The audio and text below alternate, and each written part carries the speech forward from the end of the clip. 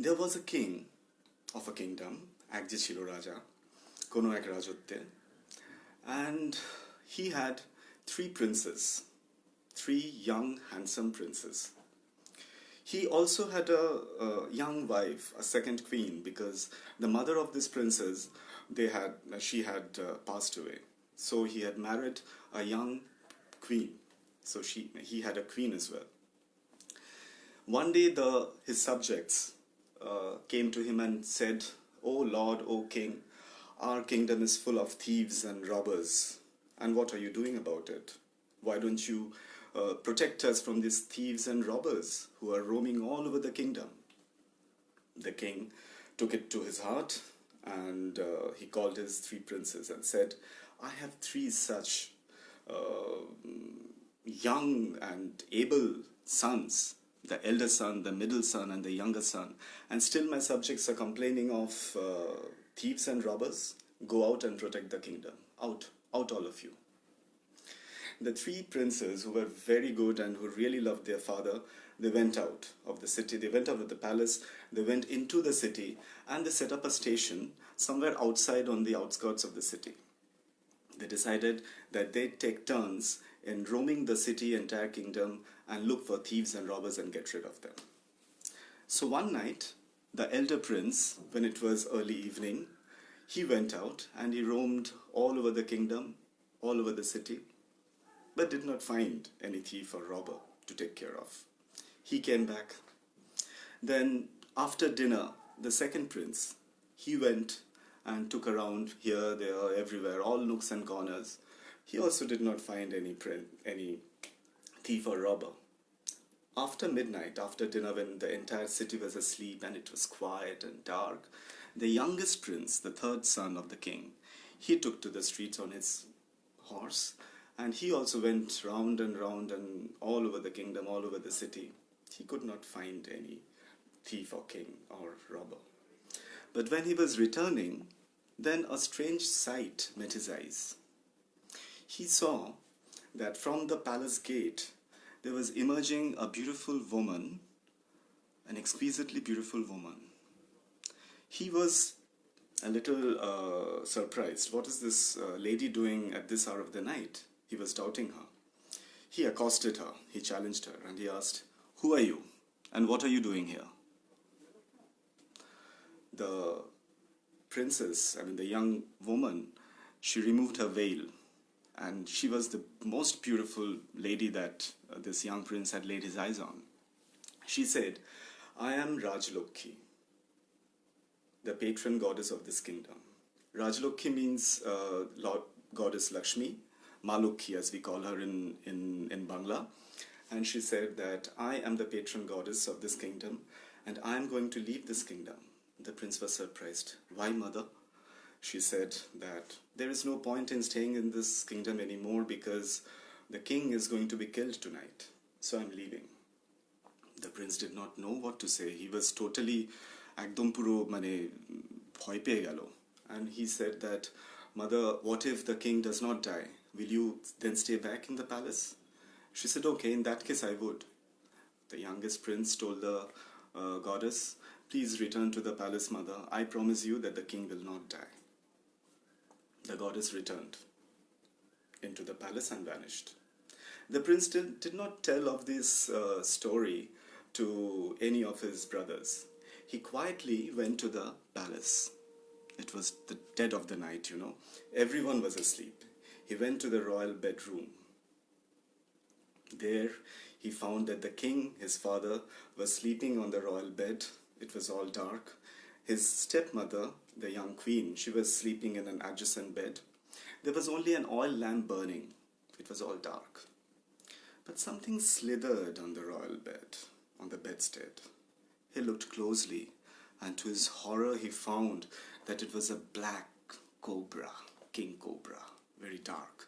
It was slithering up the bedstead and going towards the king. The prince knew what Goddess Lakshmi had meant. He got hold of the snake and twisted and just killed it. But after it was dead, he wanted to be sure, and he cut it into 100 pieces and placed it on the pan dish. You know, pan dish would be a container where you keep the betel leaves. But while cutting the snake, chopping the snake into 100 pieces, what happened was a few drops of blood fell on the breast of the queen, sleeping queen. Now this young prince, he was a kid, he was 18 or 19 years old.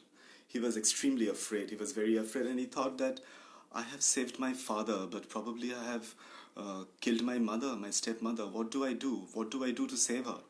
Thinking that, he took a cloth and put it around his tongue sevenfold, and then gently licked up the blood from the mother's breast. While in the act of doing that, he was anyway nervous, but while in the act of doing that, he found that the mother had opened her eyes.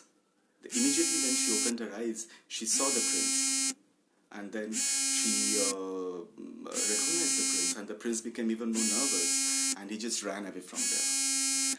Now this stepmother, this queen, she was not extremely fond of this youngest prince. She immediately woke the king up, and she said, "Dear sir, dear king, look what I saw." You know what I saw? The king asked her what?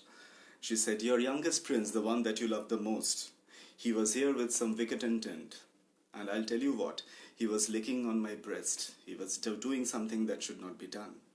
The king was totally horrified. He was horror-stricken. He kept quiet. That entire night passed. The prince went back to the station where his mothers were, and where his brothers were, and he joined the brothers for the night. He did not tell them anything. He did not tell them anything. The next morning, the king called the eldest son, and he asked him, "What if I trusted a man the most in my life, and he proved to be faithless? What punishment should I give him? What should I do to him?" The elder prince thought for a while and said, "Of course, such a man you should behead him, you should cut off the head. But before you do that, father, O lord, O king, you must ascertain if he was really faithless or not." Saying this, the elder prince narrated to this king a story. Once upon a time, and this is the story that the elder prince narrated to the king. Once upon a time in a village, there lived a goldsmith, an old goldsmith, his young son, who was also a goldsmith, and his beautiful young wife. They lived by a cottage at the end of the village. Beside the cottage flew a river. One night, and this couple was newly married. One night, when the couple was sleeping, the wife, in fact, I'll tell you something, that the wife had a very peculiar quality. She could understand the animals, you know, what the animals say, what they speak, when they howl, when they bark, when they mew, when they neigh, what they speak, she could understand. She had this strange faculty, a special faculty. So one night they were sleeping, and there was a jackal that was howling by the riverside.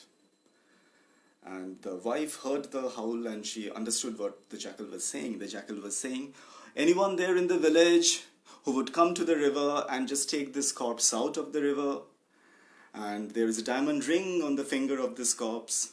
I want you to take the diamond ring and give me the corpse to eat." The wife understood what the jackal howled. She got up from the bed, came to the riverside, and pulled the corpse out of the river, and tried to bite the diamond ring from the finger. But the ring was stuck because the corpse had swollen, right? It was a dead body. So she bit the diamond ring off, and kept the corpse for the fox, for the jackal. Now, while she was doing it, she did not know that her husband had also woken up and had followed her and was watching her from a distance. He was wondering, what is my wife doing at this hour of the night? But the guy was totally petrified. He came and he immediately slept back on the bed without informing the wife. The wife came with the diamond ring, kept it aside, and went back to sleep. Next morning, the young goldsmith told the father, Baba, oh Baba, tumi kar songe amar biye diyecho? Means the father, who have you got me married to? This is not a real human being, this is a Rakhushi. Rakhushi is, for all those who do not know, Rakhushi is a humanoid. She is the female demon, someone who is not a human being, someone to be very afraid of. তুমি তো আমাকে রাক্ষসীর সঙ্গে বিয়ে দিয়েছো. You've got me married to a Rakshasi. I'm sure that this Rakhushi is going to eat me up someday. It's going to kill me and eat me up someday. We have to get rid of her. The father was absolutely sure of what the son was saying, of course, and he told him that, okay, you take her to the nearby jungle by the river. It was a dense jungle, and you just leave her there for the wild beasts to devour her. Accordingly, the son told the wife one day, that very day, that why don't you do something? You have not been to your Bapir Badi, your Maike, your father's place for a long time. Let us cook something very quickly, and let me take you to your Bapir Badi so that you reach your father's place by evening. Cook some rice, boil some rice and some brinjals, that is it. The wife was thrilled to know that she is going to her Bapir Badi. So she cooked up something and off they went. While going there, in the jungle, as they were passing, it was a very dense jungle, they were passing, walking. The wife heard a hiss of a snake. A snake was hissing. What did the snake say? The son did not know, but the wife knew what the snake was saying. The snake told the wife that, oh passerby, there is a frog there, there is a hole there, there is a frog there. Get me the frog, and you have the hole, dig the hole, and there are lots of diamonds and rubies and pearls there. All of that will be yours. Knowing that, the wife went for the frog with a stick and started digging the ground. When the son, the young goldsmith, saw the wife digging the ground, he was absolutely sure that she is going to dig her, she is basically digging his grave, okay, that she is going to eat her up and just eat him up and bury him there.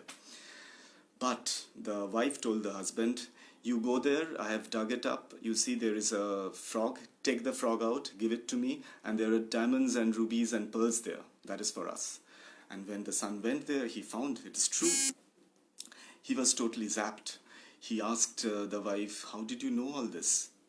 Then the wife told him of her faculty, and he was very impressed, and he was totally surprised that he had such an accomplished wife. He told the wife, my love, let us not go to your father's house right now, it is quite late. Let us go back, and we will go there some other time. So they came back. But since they were carrying all these precious stones and rubies and diamonds and pearls, they took a lot of time. After coming back to the village, the son told the husband told the wife,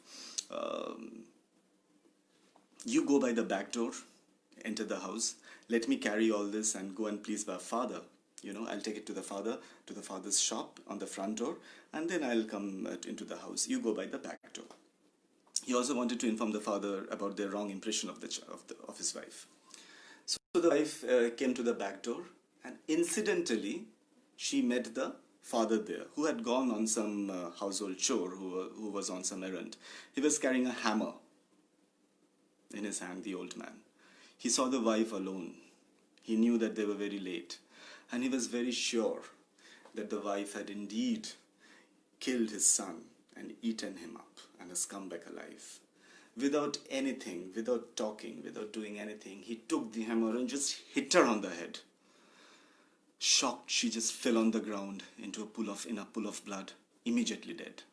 As soon as she was dead, the son came in from the other side and just stared at the father and at the dead wife. The eldest prince ends his story here and says, Father, without knowing the truth, he punished the poor wife. The king kept quiet. He called the second son and asked the same question, that what if What if someone whom I trust has betrayed me? What should I do? If he has proved me wrong of my love for him, what should I do? The second son said, Sir, you should definitely behead him, but first ascertain what is the fault, whether he is really faithful or not. Here is a story, father. So the second prince starts his story. Once upon a time, there lived a king in a kingdom who was very fond of hunting, as all kings were during those days, you know. And that's why we have got such little animals left today in this world. So he loved hunting. So one day, and he had his favorite steed, you know, the horse, his favorite hunter horse. So one day he went with his poltoon. Poltoon means his knights, his montris, his shantris, everyone, his entire followers, his all jing bang. And they went on hunting into a dense forest. And obviously the followers were left behind, and the king rode on with the horse. But they rode on through the forest, on and on. Morning passed, afternoon went, it was evening, and the king was very thirsty. The horse came and stood under a big banyan tree. You know, it was a huge banyan tree. I mean, one had not seen a banyan tree like that. Okay. And the horse also was tired, and the king was tired, and the king told the horse, just stop now, I am too tired and I'm too thirsty, I want some water. And he was looking for some water. He had a cup in his hand, but he looked for water. He did not get any water anywhere. Then he saw something dripping from the banyan tree, from top of the banyan tree. Something was dripping. A liquid was dripping. He knew that this was dewdrops or probably rainwater which had collected somewhere on that banyan tree. He was so thrilled.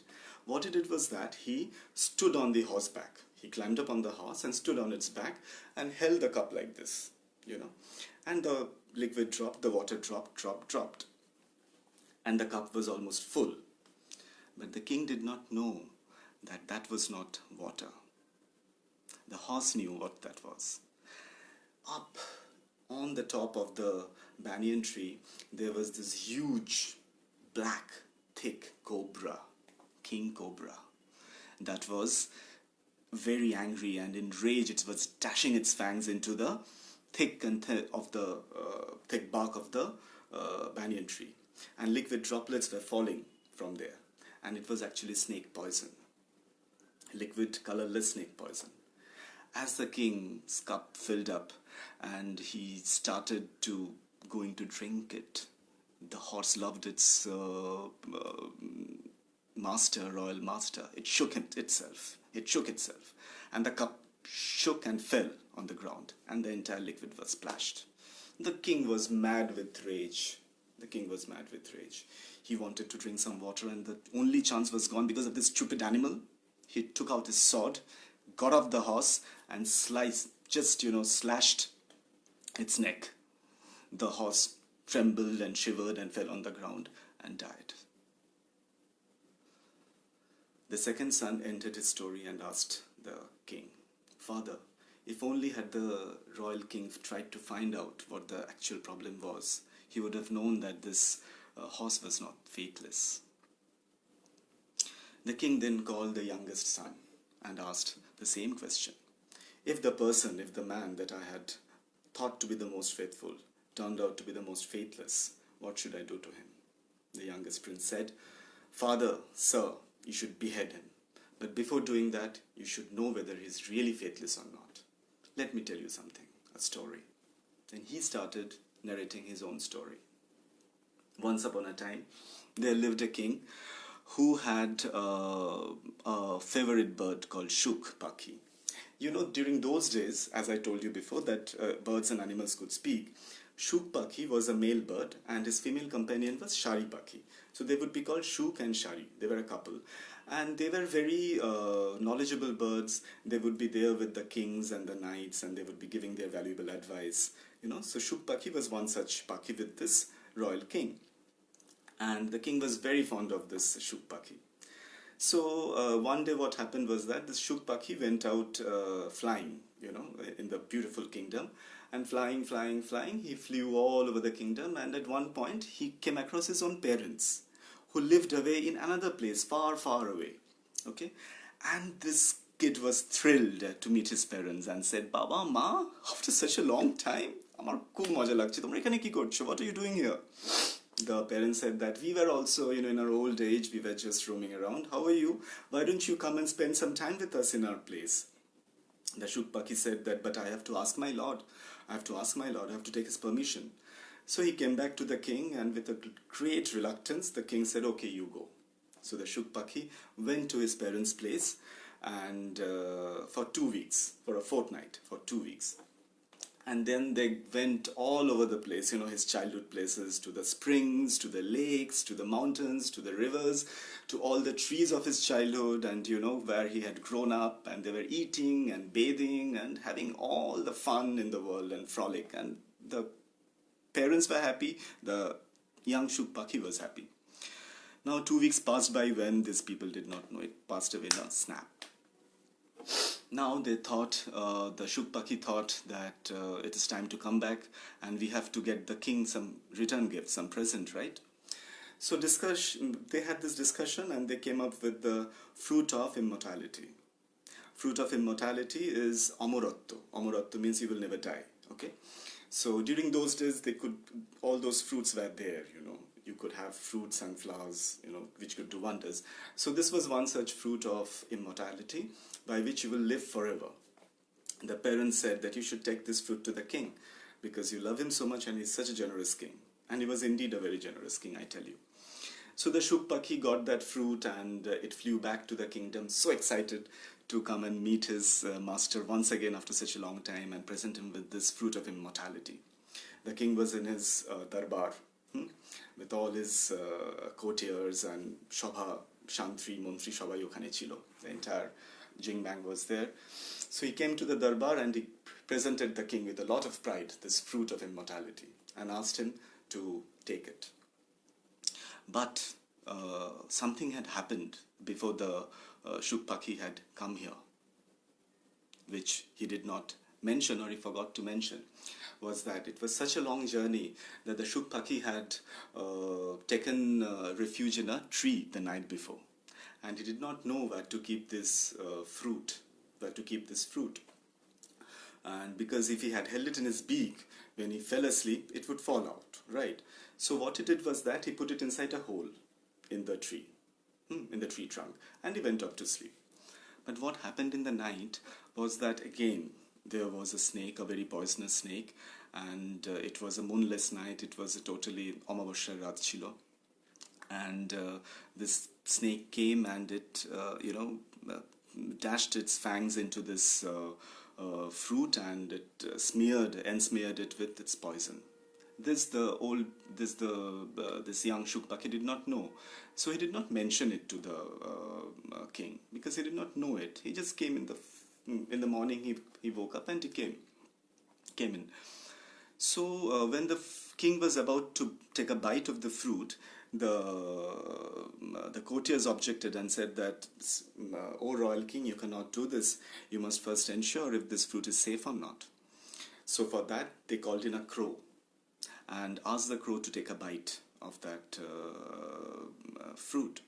And indeed, when the crow took a bite of the fruit, it fell down dead. So the king thought that maybe my courtiers are right, that maybe this Shukpaki was trying to kill me for some unknown reason. So without giving it a chance to speak, it just killed the Shukpaki. The king just killed the Shukpaki himself. Then the fruit was left, the stone was taken out of the fruit, and it was planted outside the city borders in an enclosed space. And the king had said that put a fence around this enclosed space and this tree will grow up and this seed will grow up into a big tree, and there will be a sentry, there will be a guard who would be advising everyone that anyone who tries to betray the king will be killed, and this is a reminder of that person, of anyone who tries to betray the king. In due course of time, the seed grew into a sapling and then into a big tree with those beautiful fruits all over the place. But people were very afraid of that tree because it showed that if you eat everyone knew that if you eat the fruit, you're going to die. There lived a Brahman, a very poor Brahman, Bhikhari, a a beggar Brahmin and his wife in that city. They were anyway very tired of their life, begging. One day they decided that we should end our lives together. It's not worthy to live this poor life anymore. In the dead of the night, when the guard was sleeping, they went to the tree and they plucked the fruit, each, and both of them ate the fruit, the Brahmin and his wife. After eating, they went back to their place and went off to sleep, very sure that they are not going to wake up the next morning. But when they woke up, but they did wake up the next morning, they found that they were not the poor old Brahmin and his wife, but young, vigorous, absolutely handsome Brahmin and his beautiful young wife, totally changed. This news reached the king in no time, and the king called the Brahmin and his wife. They went to the king, and then everything came out. The king came to know of the fruit, knew that it was really a fruit of immortality, that it was really giving you amoratto, and was lamenting that he had killed his bird for no fault of its. The youngest prince ends his story and tells the king, "See, father, this is the result of not finding out if someone is really faithful or not. I know why you have been angry with me. I know that mother has told you, my stepmother has told you about last night, but this is what had happened." And then he narrated the entire happenings of the events of the last night. And the king came to know that he had indeed wanted to save his life. And he knew that he was misjudging him. He was being judgmental and misjudging him. So the king gave him a tight hug and gave a tight hug to each of his sons and loved them more than ever before.